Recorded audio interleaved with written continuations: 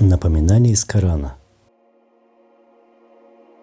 Не обманывай, не шпионь, не оскорбляй, не излишествуй, корми бедных, не злословь, держи клятвы, не бери взятки, соблюдай договоры, сдерживай свой гнев, не распространяй сплетни, думай о других хорошо, будь добр с гостем, не наноси вред, не будь грубым к родителям, отстранись от плохих речей, не насмехайся над другими, не ходи горделиво, отвечай на зло добром, не говори того, что не сделаешь, выполняй обещания, не обманывай в торговле, не присваивай имущество бесправно, не задавай ненужных вопросов,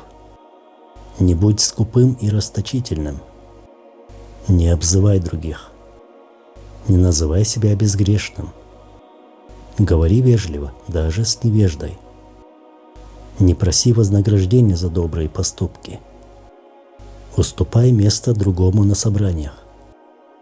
Если враг хочет мира, принимай его. Отвечай на приветствие лучшим образом. Не напоминай другим об оказанных тобою услугах.